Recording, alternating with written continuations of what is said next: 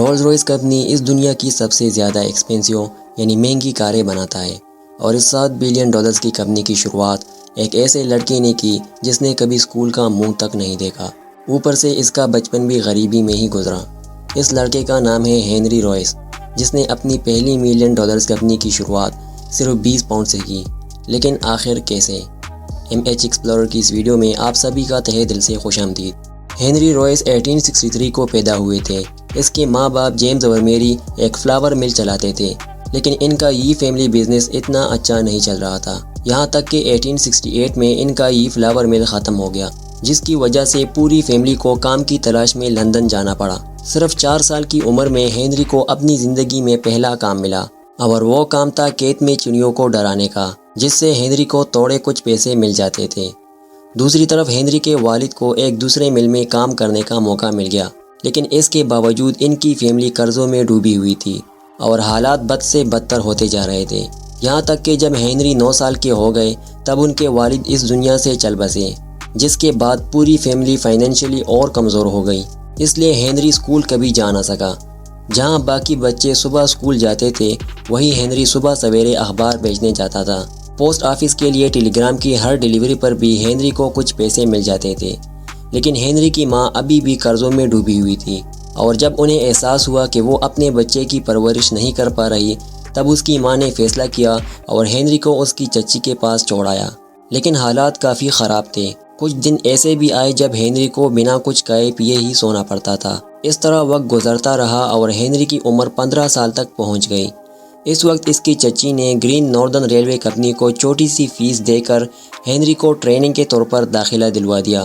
اس کی چچی نے اسے ٹریننگ پروگرام میں داخل تو کروا لیا، لیکن اب اس کی چچی کے پاس بھی اتنے پیسے نہیں تھے کہ وہ ہنری کو اپنے ساتھ گھر میں رکھ پاتی، جس کی وجہ سے ہنری کو یہاں سے بھی جانا پڑا۔ لیکن خوش قسمتی سے ہنری کو جارج ایرون نام کے آدمی کے ساتھ رہنے کا موقع ملا، جن کا بیٹا بھی اسی ٹریننگ پروگرام کی تیاری کر رہا تھا۔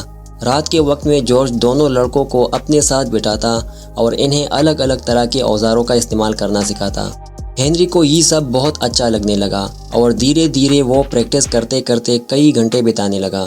ہنری وقت کے ساتھ ساتھ اس میں ماہر ہوتا جا رہا تھا، لیکن افسوس کی بات یہ تھی کہ اس کی چچی کا پیسہ اس کی ٹریننگ کے 3 سال ہی چلا، جس کی وجہ سے اسے ٹریننگ بیچ میں ہی چھوڑنی پڑی۔ لیکن جب ہنری 17 سال کے ہو گئے تو ہنری نے لیڈز میں ایک کمپنی کے ساتھ کام کرنا شروع کیا، جہاں اسے 1 گھنٹے کا صرف 1 پیسہ ملتا تھا۔ پھر وقت گزرنے کے ساتھ ساتھ ہنری لیورپول میں الیکٹرک لائٹ پاور کمپنی میں کام کرنے چلا گیا، جہاں پر وہ اپنے ساتھیوں کے مقابلے میں سخت محنت اور کئی گھنٹوں تک کام کرتا تھا، اور اکثر الیکٹرانکس میں بزی رہنے کی وجہ سے کھانا بھی بھول جاتا تھا۔ اس نے الگ الگ نوکریاں کی اور اس سے جتنا بھی ہو سکا اس نے بچت کر کے کچھ پیسے جمع کیے، اور ان پیسوں سے اس نے انجینئرنگ کلاسز لینے کے لیے سٹی اینڈ گلڈ انسٹیٹیوٹ میں ایڈمیشن لیا۔ ان کلاسز میں اس نے جو کچھ بھی سیکھا، اس کی مدد سے اسے اب تک کی اپنی زندگی کی سب سے بہترین نوکری چیف الیکٹریشین کی صورت میں میکسیمم ویسٹرن الیکٹرک کمپنی میں حاصل ہوئی۔ ہنری کو اب لگ رہا تھا کہ اب وہ کامیابی کی طرف جا رہا ہے، لیکن 1884 میں جس کمپنی میں وہ کام کر رہا تھا وہ ڈوب گئی، اور اسے ایک بار پھر بے روزگار رہنا پڑا۔ ہنری کو اب لگنے لگا کہ وہ چاہے لاکھ کوشش کر لے وہ ترقی نہیں کر پائے گا، لیکن اس بار اس نے اپنی زندگی کو بدلنے کے لیے کچھ نیا سوچا، اور مختلف کمپنیوں میں نوکریاں تلاش کرنے کے بجائے ہنری اب اپنی خود کی کمپنی شروع کرنا چاہتا تھا، لیکن اس کے لیے اسے کچھ پارٹنرز کی ضرورت تھی۔ اس لیے اس نے اپنے سبھی دوستوں کو بلوایا اور انہیں منانے کی کوشش کی۔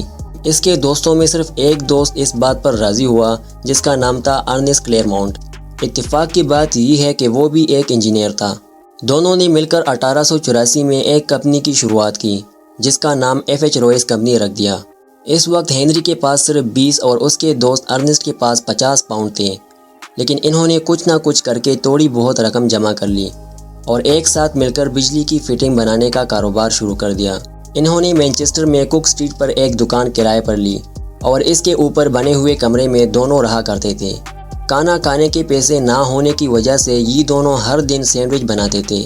ان دونوں کو لگ رہا تھا کہ اس طرح ہم کیسے کامیاب ہوں گے، لیکن ہنری نے وہی کیا جو وہ ہمیشہ سے کرتا آ رہا تھا، یعنی باقی لوگوں کے مقابلے میں کڑی محنت۔ اپنی پروڈکٹ کو بہتر سے بہتر بنانے کے لیے اس نے بھرپور کوشش کی۔ کافی ٹیسٹنگ کے بعد انہوں نے اپنا پہلا کامیاب پروڈکٹ الیکٹرک ڈور بیل بنایا جو بہت تیزی سے مارکیٹ میں بکنے لگا۔ اس طرح وقت گزرتا رہا اور ان کا یہ بزنس بڑھنے لگا۔ انہوں نے کئی نئے پروڈکٹس بنائے جیسا کہ جنریٹر اور الیکٹرک کرین۔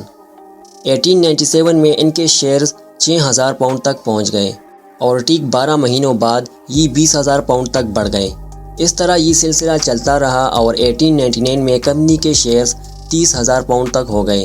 آج کے وقت میں یہ آپ کو اتنا زیادہ نہیں لگ رہا ہوگا، لیکن اگر انفلیشن کو دیکھیں تو یہ آج لگ بھگ $1 ملین کے برابر تھے۔ ہنری اس بزنس میں تو کامیاب ہو گئے، لیکن اب وہ دنیا کے سب سے شاندار کار بنانا چاہتے تھے۔ یہ وہ وقت تھا جب صرف کچھ ہی لوگوں کے پاس کارز ہوا کرتی تھی۔ آٹو موبائلز میں دلچسپی رکھنے والے ہنری پہلے لوگوں میں سے ایک تھے جنہوں نے 1901 میں استعمال ہوئی 2 سلنڈر فرینچ کار خریدی جو بالکل بھی چلنے لائق نہیں تھی، لیکن اگلے ہی دن ہنری اس کار کے ساتھ لگے رہے اور اسے پوری طرح سے چلنے لائق بنا دیا۔ اس کار کو پوری طرح سمجھنے کے بعد ہنری نے فیصلہ کیا کہ انہیں اپنی خود کی کار بنانی چاہیے۔ یہ بات ہے 1904 کی، جب ہنری نے 3 کارز بنائی جن کا مڈل نیم رویس 10 رکھا۔ یہ وہ وقت تھا جب ہنری چارلز رولز جیسے شخص سے ملنے جا رہا تھا۔ ہنری نے جو پہلی کار بنائی اسے اپنے ساتھ ہی رکھا اور دوسری کار اپنے بزنس پارٹنر کو دے دیا، اور تیسری کار انہوں نے ایک ایسے شخص کو بیچی جو ان سے اتنا خوش ہوا کہ اس نے ہنری کو چارلز رولز نام کے ایک کار ڈیلرشپ سے ملوایا۔ انہوں نے سوچا بھی نہیں تھا کہ یہ کتنی بڑی تاریخ لکھنے جا رہے ہیں۔ ہنری نے جہاں غریبی میں بچپن گزارا، وہی چارلز رولز کو بچپن ہی سے سارے عیش و آرام ملے تھے، لیکن ایک بات جو ان دونوں میں کامن تھی وہ تھی کاروں کے ساتھ دلی لگاؤ۔ ہنری کی گزری ہوئی زندگی کو تو ہم جان چکے ہیں، لیکن اب ذرا چارلز رولز کی زندگی پر بھی غور کرتے ہیں۔ چارلز رولز کی پیدائش 1877 میں ہوئی اور کم عمر سے ہی انہیں میکینیکل آبجیکٹس کے ساتھ چھیڑ چھاڑ کرنا بہت پسند تھا۔ اس کے ساتھ یہ بھی بتاتے چلے کہ چارلز UK میں کار رکھنے والے سب سے پہلے لوگوں میں سے ایک تھے۔ انہوں نے اپنی پہلی کار صرف 18 سال کی عمر میں ہی خرید لی تھی اور انہیں کاروں سے اتنا پیار تھا کہ ان کے پتا نے انہیں کار ڈیلرشپ کھولنے کے لیے پیسے بھی دے دیے۔ ان کی ڈیلرشپ کا نام CS رولز کمپنی تھا، جہاں پر وہ فرانس سے کارز امپورٹ کرتے تھے اور یہاں UK میں انہیں بیچتے۔ Charles Rolls motor head community میں کافی زیادہ فیمس تھے اور ان کے پاس 83 مائلز پر ہاور کی ڈرائیونگ کا ان آفیشیل ریکارڈ بھی تھا۔ آج کی ڈیٹ میں یہ آپ کو اتنا زیادہ نہیں لگ رہا ہوگا، لیکن اس وقت یہ ریکارڈ ان بیٹیبل تھا۔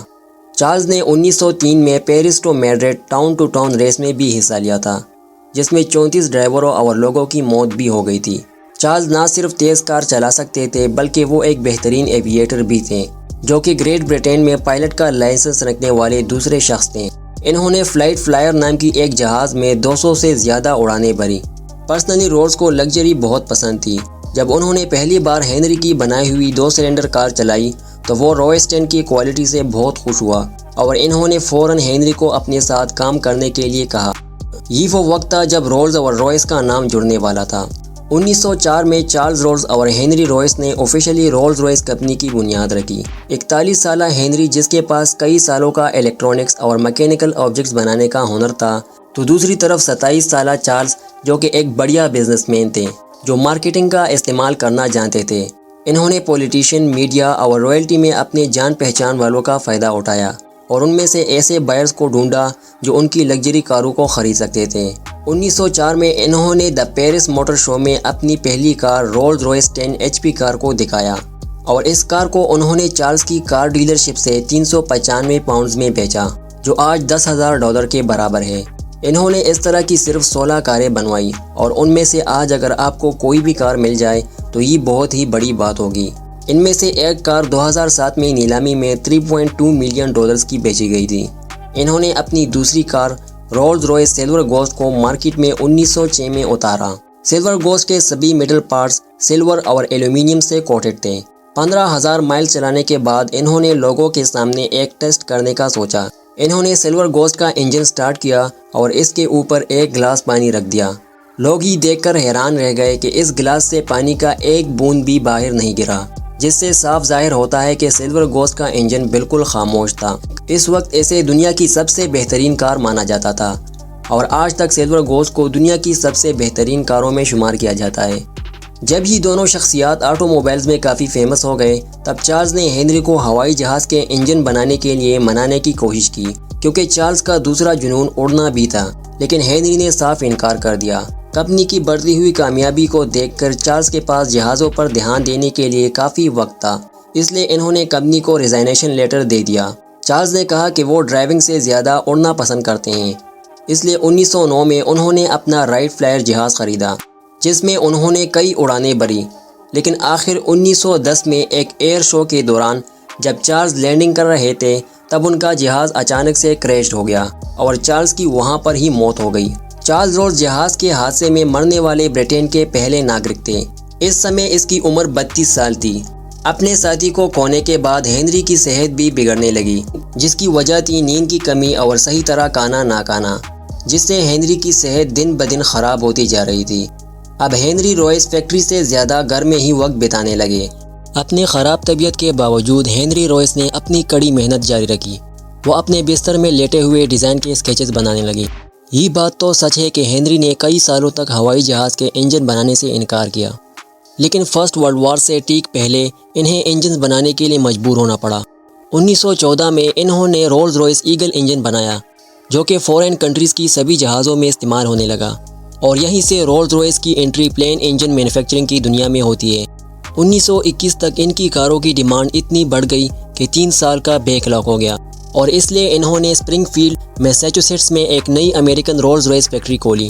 10 سالوں کے اندر انہوں نے اس فیکٹری سے 2944 کاریں بنوائی۔ اور اگر یہ آپ کو زیادہ نہیں لگ رہے تو میں آپ کو بتا دوں کہ سبھی کا رولز روئس کمپنی پر یہ یقین ہے کہ وہ ایک ہائی کوالٹی کار بناتی ہے، اور یہ سچ ہے۔ ایک کار کو بنانے میں لگ بھگ 6 مہینوں کا سمے لگ جاتا ہے۔ 1930 میں ہنری روئس کو order of the British umpire سے بھی نوازا گیا، لیکن افسوس کی بات یہ ہے کہ اس کے ٹھیک 3 سال بعد 70 سال کی عمر میں ہنری روئس اس دنیا کو الوداع کر گئے۔ اس وقت اس کی جسمانی حالت کافی خراب تھی، لیکن اس نے کام کرنا نہیں چھوڑا۔